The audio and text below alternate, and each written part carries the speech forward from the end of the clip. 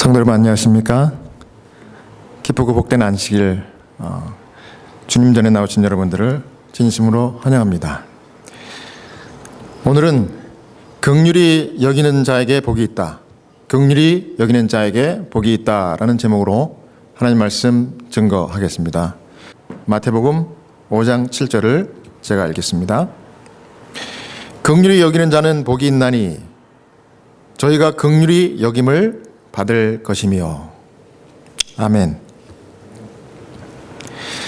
오늘 본문의 말씀, 예수님의 팔복 중 5번째 복입니다. 이것은 하나님의 마음, 하나님의 성품과 관련되어 있는 복의 말씀인데요, 하나님처럼 긍휼히 여기며 사는 자들에게 하나님께서 복을 주시는데요, 두 가지 복이 있습니다. 첫 번째는 위로와 감사의 마음을 갖게 해주는 복이고요, 두 번째는 나도 긍휼히 여김을 받는 복입니다. 차례대로 살펴봅니다. 첫 번째, 위로와 감사의 마음을 갖게 해주는 복은 제가 방금 읽었던 말씀 마태복음 5장 7절 앞부분에 이와 같이 말씀했습니다. 긍휼히 여기는 자는 복이 있나니. 여기 긍휼히 여기는 이라고 한 이 헬라어 단어는요, 엘레모네스입니다. 이것은 동정적인, 자비로운, 자애로운, 이러한 뜻이 있는 단어입니다. 이 예수 그리스도에 관해서 히브리서 2장 17절에는 자비하고 같은 단어를 썼습니다.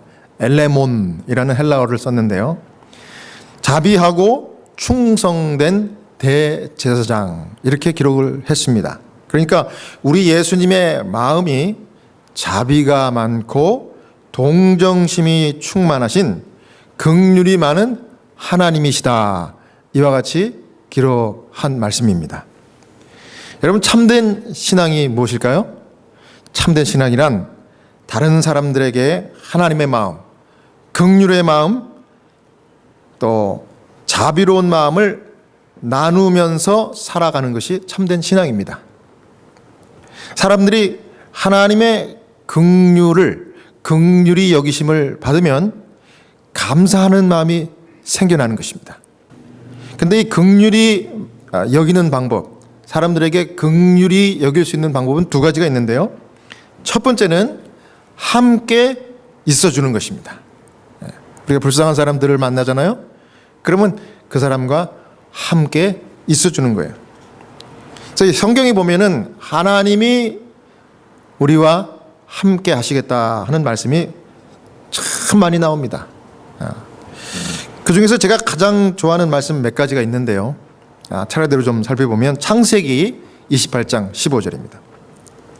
내가 너와 함께 있어 내가 어디로 가든지 너를 지키며 너를 이끌어 이 땅으로 돌아오게 할지라. 내가 내게 허락한 것을 다 이루기까지 너를 떠나지 아니하리라 하신지라. 누구에게 하신 말씀이죠? 야곱에게, 형 에서와 아버지 이삭을 속인, 잘못을 저지르고 도망을 가던 어느 날 밤에 하나님께서 내가 너와 함께 어디로 가든지 함께 하겠다 하신 그런 말씀입니다. 그 다음 마태복음 1장 23절에 그 이름은 임마누엘이라 하리라 하셨으니 이를 번역한 즉 하나님이 우리와 함께 계시다 함이라. 임마누엘, 누구의 이름이죠? 예수 그리스도의 이름입니다. 예수님께서 우리와 함께 하시겠다는 것입니다. 그 다음 그 예수님이 마태복음 28장 20절에 이제 마지막 하늘로 올라가시기 전에 제자들에게 온 세상 땅끝까지 가서 이 복음을 전파해라 하고 이야기하시면서, 명령하시면서 이와 같이 얘기했습니다. 내가 세상 끝날까지 너희와 항상 함께 있으리라 하시니라. 얼마나 은혜로운 말씀인지 몰라요. 그 다음 요한복음 14장 3절에는요 가서 너희를 위하여 처소를 예비하면 내가 다시 와서 너희를 내게로 영접하여 나 있는 곳에 너희도 있게 하리라. 예수님이 하늘에 가시는 목적을 우리에게 이야기하신 말씀이죠. 그 다음 요한복음 14장 6절에 내가 아버지께 구하겠으니 그가 또 다른 보혜사를 너희에게 주사 영원토록 너희와 함께 있게 하시리니, 이런 약속을 정말 수도 없이 하나님께서 말씀 가운데 해 주셨습니다. 여러분, 긍휼히 여기는 것은 그 긍휼이 필요한 불쌍한 사람들과 반드시 함께 할 때만 이 일이 가능하다는 것입니다. 함께 해줘야 돼요. 같이 있어줘야 하는 것입니다. 힘들어하는 사람, 어려워하는 사람, 슬퍼하는 사람, 괴로워하는 사람들과 함께 해주는 것이 우리가 긍휼히 여김으로 하나님의 품성을 나눠주는 최고의 방법인 것을 여러분 기억하시기를 바랍니다.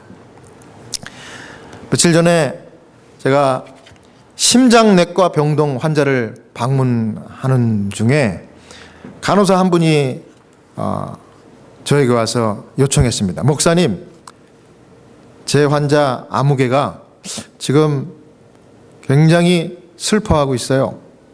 목사님 시간 되시면 꼭 이 환자에게 방문 가셔서 정말 위로해 주시기를 부탁드립니다. 그래요.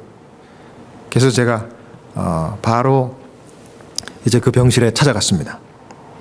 제 소개를 했더니 제 신분이 채플린, 병원 목사라는 것을 듣자마자 펑펑 울면서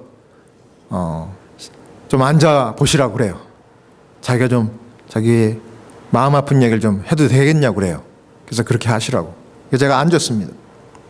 그랬더니 자기가 이렇게 슬퍼하는 이유는 오늘 아침에 이 주치의 의사 선생님을 만난 다음에 너무나 충격이 되고 너무나 마음이 아프고 어찌할 바를 몰라서 이렇게 자기가 정말 눈물을 흘리고 있다고 그래요. 그 이야기를 들어보니까 이 주치의 선생님이 왔는데 그 진찰 진단 결과를 가지고 온 거예요. 그래서 하는 얘기가 환자분에게 하시는 얘기가, 지금 환자분의 심장을 이렇게 여러 가지 조사를 해보니까 그 심장 기능이 35%밖에 기능하지 못하는 상태입니다. 그 충격적인 얘기 아닙니까?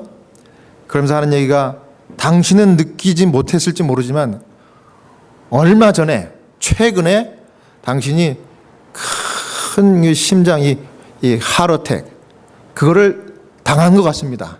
그래서 데미지가 온 거래요. 그래서 당신이 오늘 이렇게 숨을 못 쉬고 이렇게 힘들어 가지고 병원에 입원한 것이 분명하다고. 제가 다 조사를 해보니까 그렇대요. 그러면 치료할 수 있는 방법이 있냐고. 치료할 수 있는 방법은 100% 회복은 힘들고, 다만 우리가 할 수 있는 것은 약물로서 이 심장 기능을 좀 이렇게 활성화시키고 좀 해보는 그런 정도밖에 안 된다고. 그런데 그 중요한 약물 중에 한 가지가 당신이 가지고 있는 의료보험회사에서 커버가 안 되는 약입니다. 굉장히 비싼데 이거를 우리가 처방할 수밖에 없다고. 그러면서 죄송하다고 그러고 갔대요. 여러분, 의사 선생님이 잘못했습니까? 저는 그렇게 생각하지 않아요. 근데 환자 입장에서는 의사가 너무 원망스럽다 그러면서 막 또 원망도 하고, 자기가 그런 심장병이 있다는 걸 처음 알았기 때문에 이게 완전히 치료가 안 된다는 것도 충격이고, 여러 가지 감정이 교차가 돼가지고 막 분노와 그 다음에 놀라고 또 자기 뭐 가난해서 돈도 없고 막 여러 가지 걱정이 돼가지고 막 우는 거예요. 간호사가 위로했지만 소용이 없었던가 봐요. 제가 그 얘기를 다 들으면서 정말 제 마음 가운데 불쌍한 마음이 확 드는 거예요. 정말 내가 이 환자분과 같은 입장이라 그러면 나도 그러겠구나, 이런 마음이 확 드는 거예요. 그래서 제가 계속 그분의 얘기를 들어 드렸습니다. 한참을 얘기를 하는데 이제 이분이 이제 자기 얘기를 다 했기 때문에 제 얘기를 좀 듣고 싶은가 봐요. 그래서 무슨 말이라도 좀 해달래요. 그러니까 제가 무슨 해드릴 얘기가 없더라고. 그래서 제가 이렇게 얘기했습니다.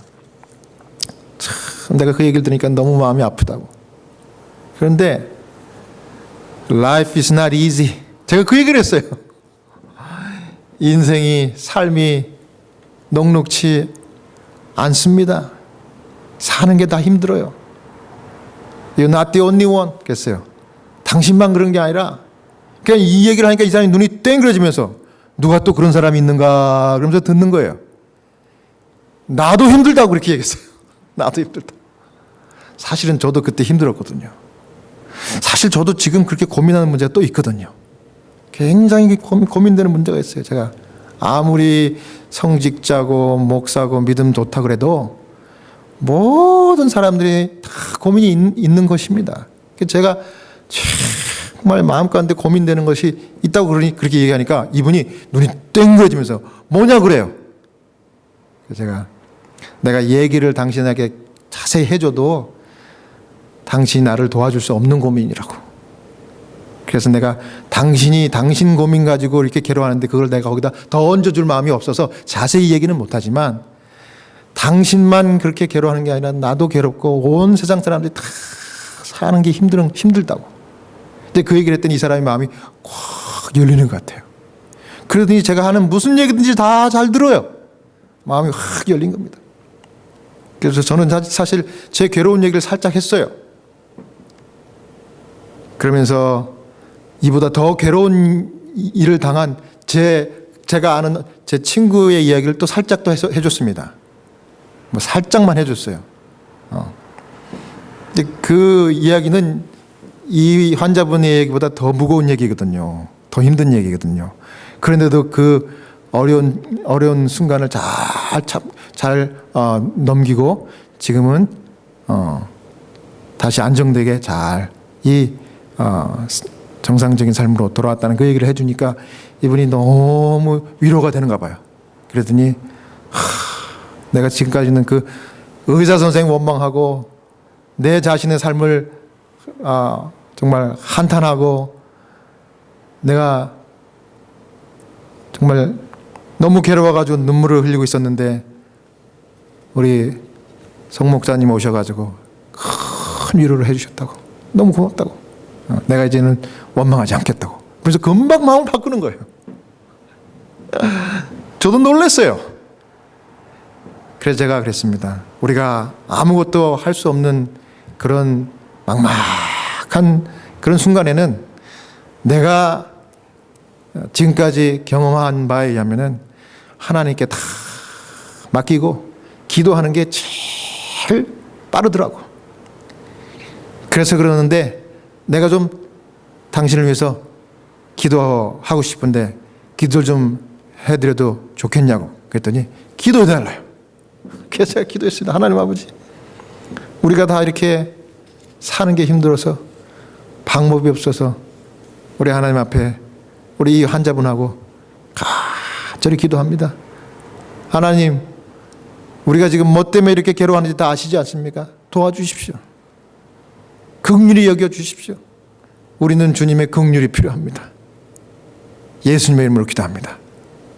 아멘. 이 기도할 때 이 환자분이 어떻게 한지 아세요?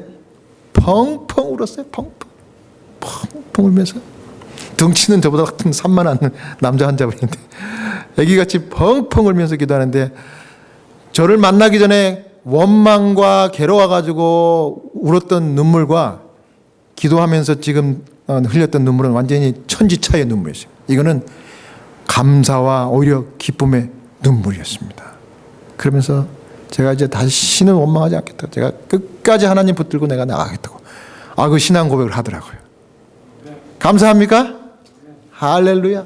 예.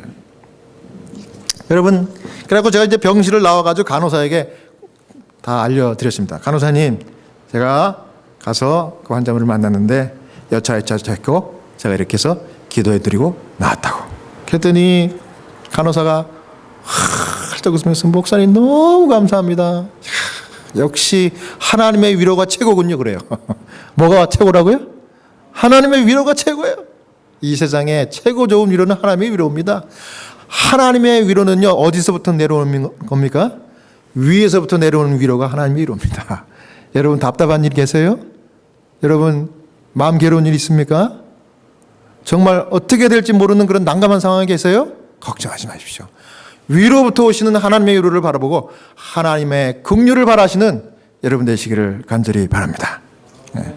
그 다음 두 번째 방법은요, 함께 하되 그 상대방의 잘못을 지적하지 않고 정죄하지 않는 게 긍휼히 여기는 것입니다. 뭐 하지 않는 거라고요?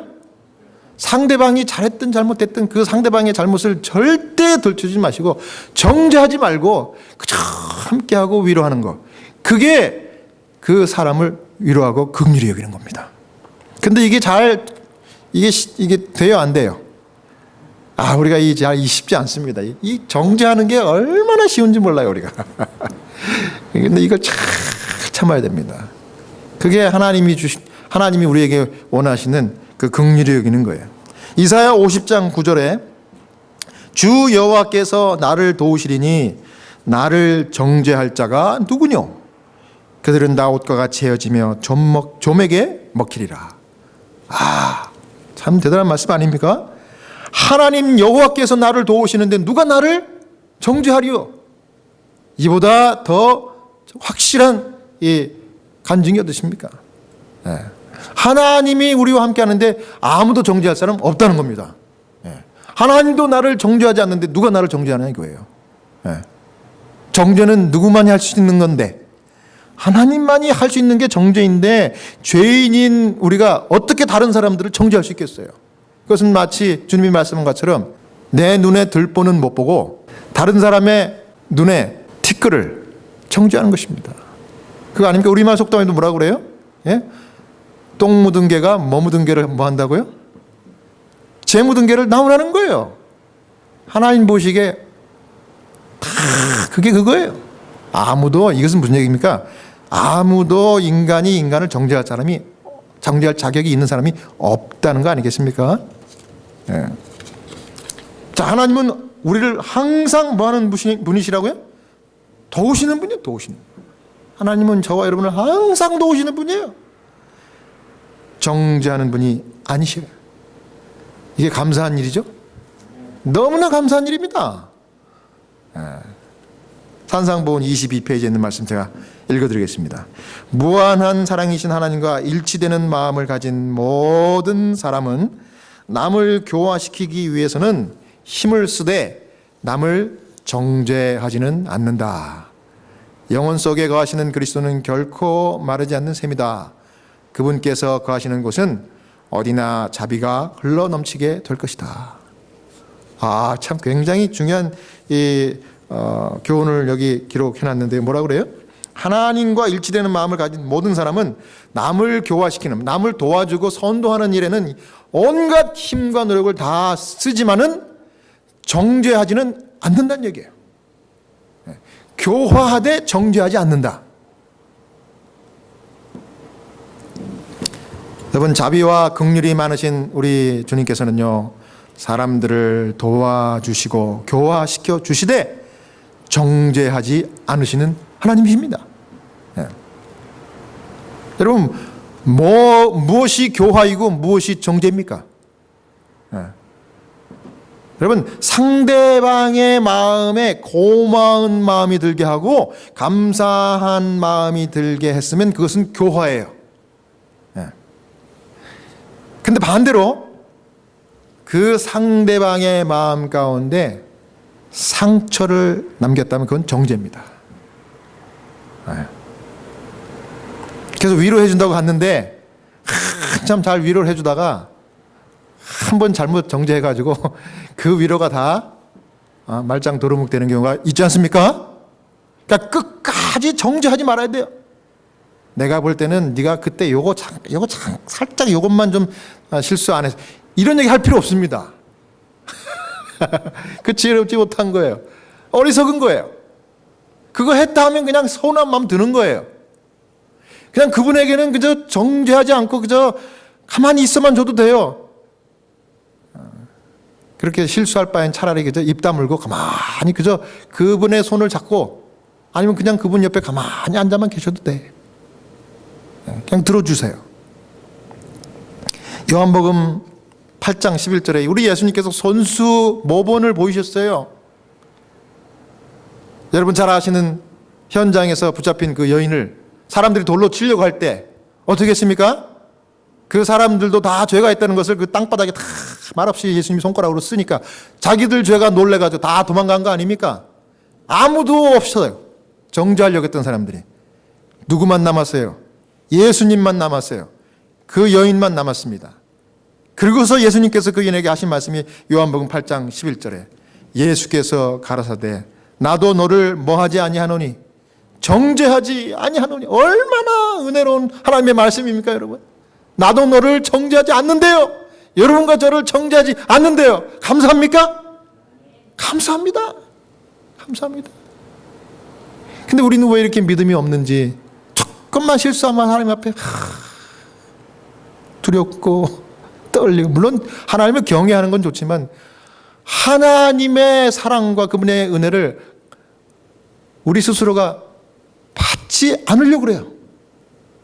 그게 우리의 믿음 없는 두려움이고요. 그게 염려고 걱정 아닙니까? 하나님 기뻐하시는 일 아닙니다. 왜 그랬어요? 나도 너를 뭐하지 아니하노니 정죄하지 아니하노니 가서 다시는 죄를 범치 말라. 이겁니다.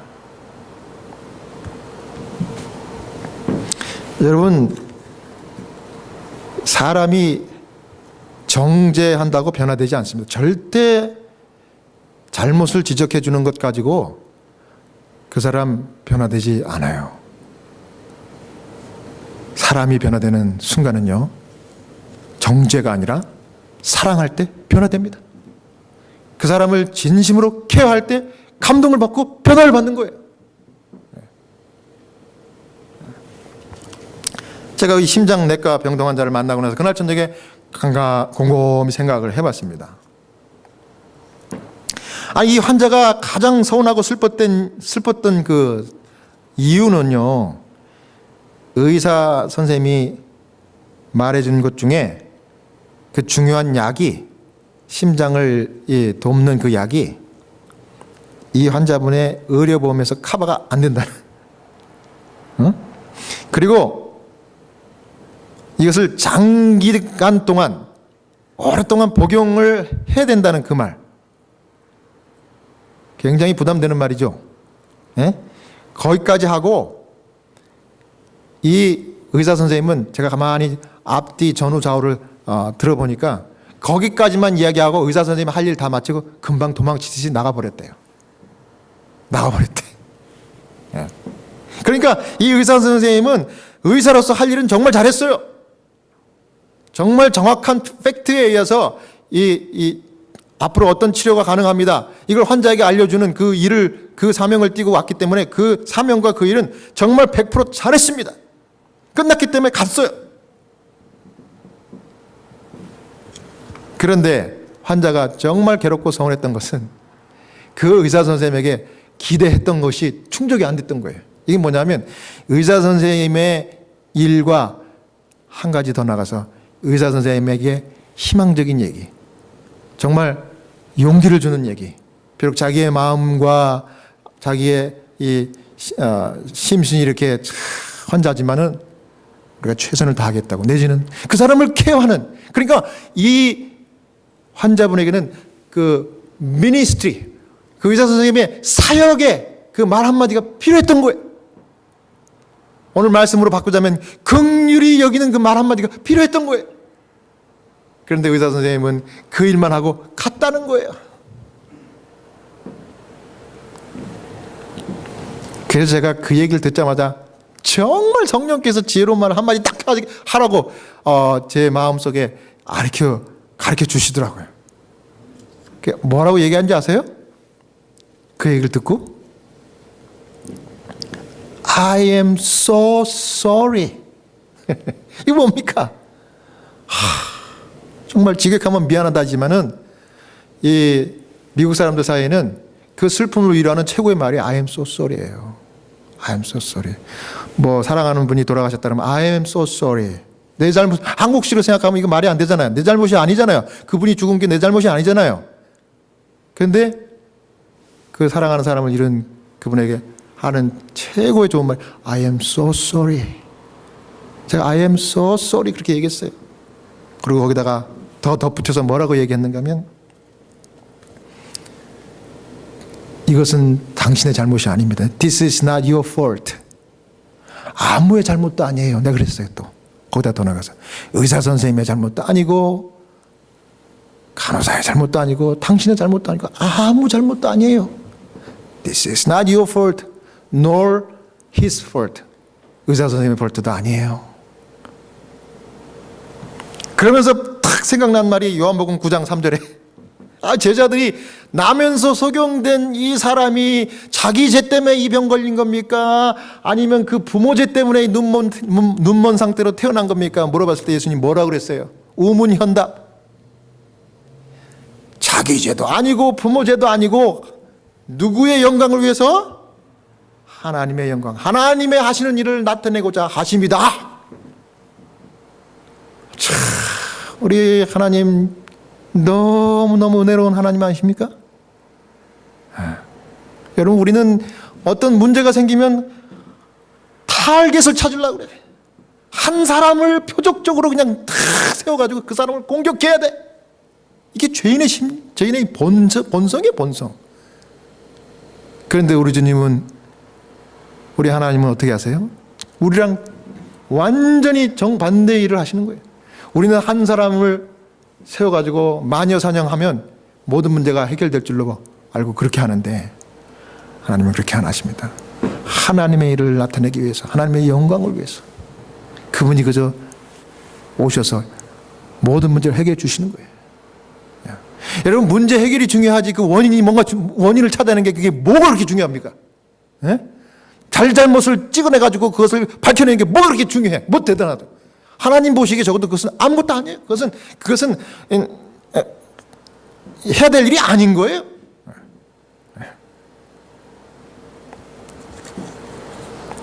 사랑하는 성도 여러분, 오늘 이 말씀 가운데 주신 이 교훈의 말씀, 다른 사람을 긍휼히 여기되 참으로 하나님처럼 정죄하지 않는,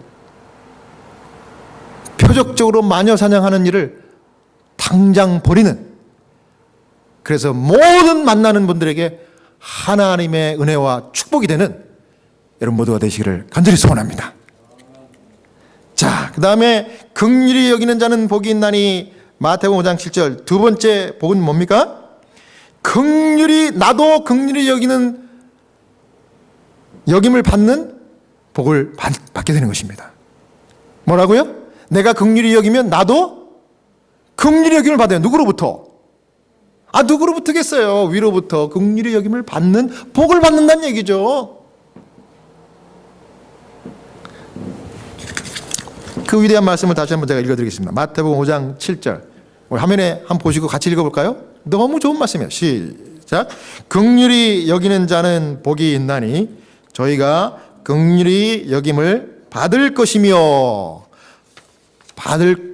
받을까 말까 이겁니까? 받을 것이며 이겁니다. 누가 하신 약속이에요? 말씀하시면 번복하지 않으신 온 우주의 창조주 하나님이 하신 말씀이에요. 우리도 그분처럼 다른 사람에게 긍휼히 여기는 삶을 살면 나도 어려울 때 긍휼히 여김을 누구로부터 받을 것이다? 하나님으로부터 받을 것이다. 이보다 더 큰 이 보험이 어디 있습니까, 여러분? 제가 이 보험이라고 말씀드린 데는 이유가 있어요. 제가 이제 하나님 말씀을 찾아보면서 제가 하나씩 설명드리려고 그래요. 여러분, 하나님께서는요, 긍휼히 여기는 사람들에게 주시는 최고의 복으로 하나님의 긍휼을 딱 준비해 놓으셨어요. 받을 것이라고 했습니다. 반드시 줄 것이다. 아주 분명하게 말씀한 거예요. 이게 바로 다윗이 시편 23장 1절에 여호와는 나의 목자시니 내가 부족함이 없으리로다, 이렇게 고백한 이유입니다. 왜냐하면 다윗의 삶을 여러분 아시잖아요. 평생을 긍휼히 여기는 삶을 살았어요.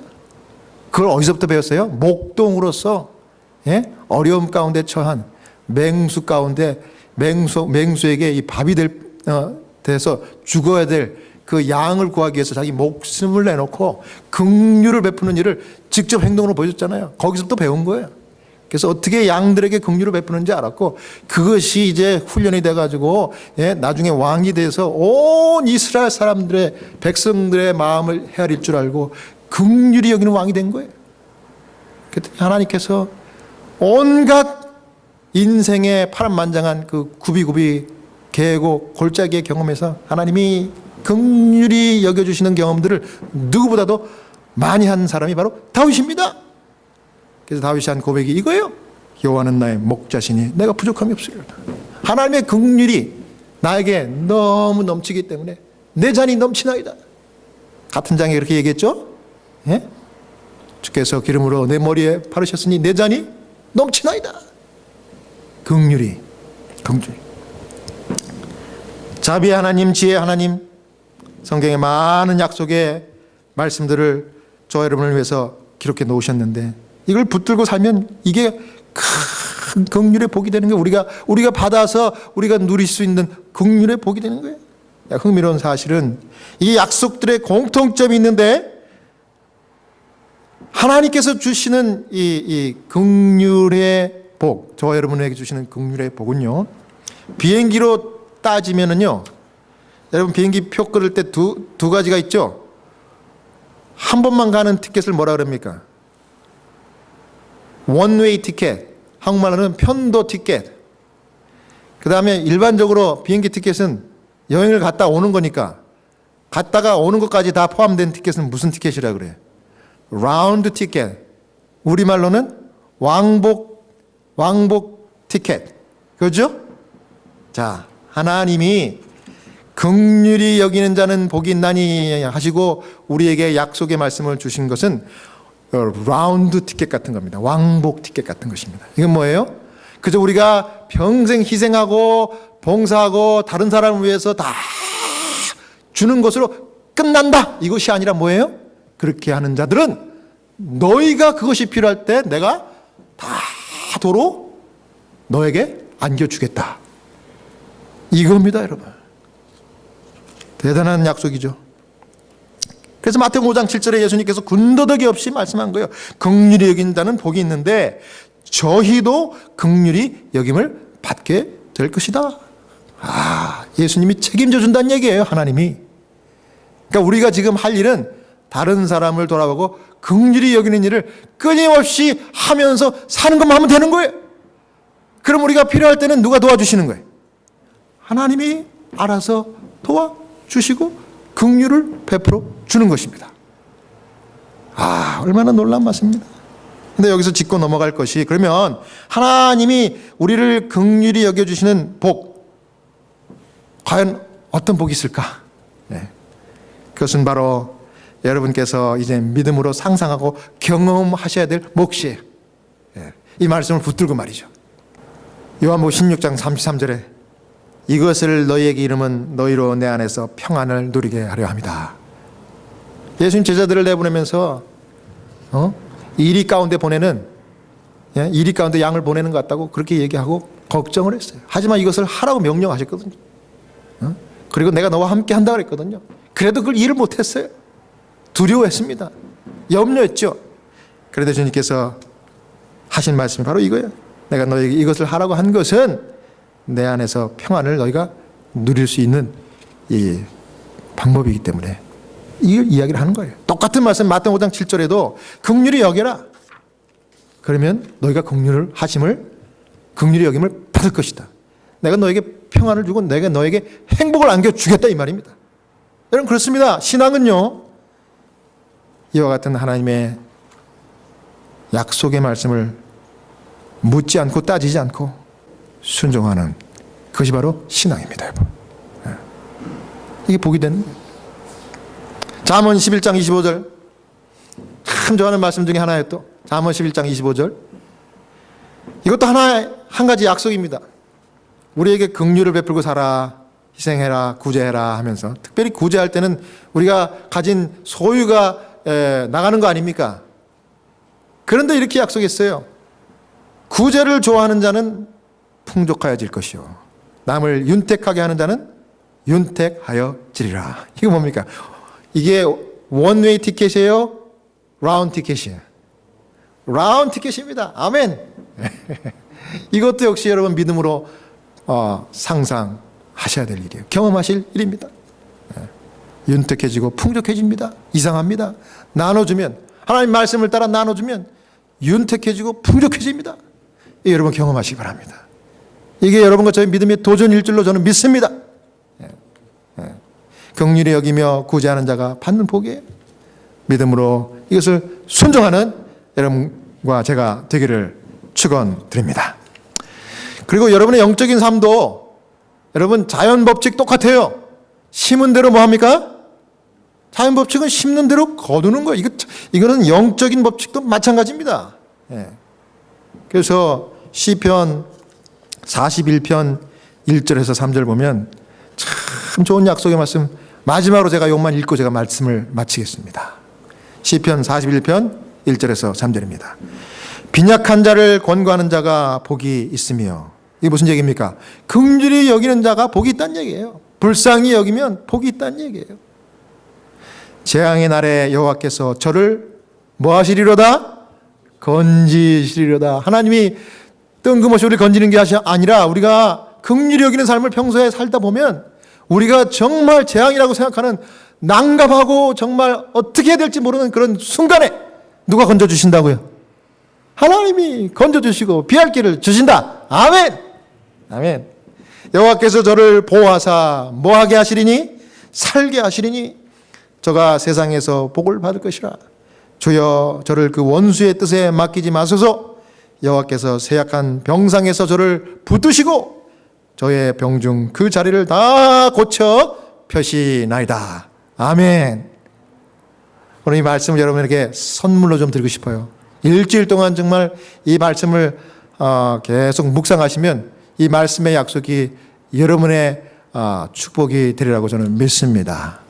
사랑하는 여러분, 빈약한 자를 권고하고 마태복음 5장 7절 말씀을 잘 새겨서 정말 긍휼히 여기는 자가 돼요. 여러분도 필요할 때 하나님의 긍휼의 복을 받으시는 살아있는 성도가 다 되시길 바라면서 오늘의 말씀을 마치겠습니다.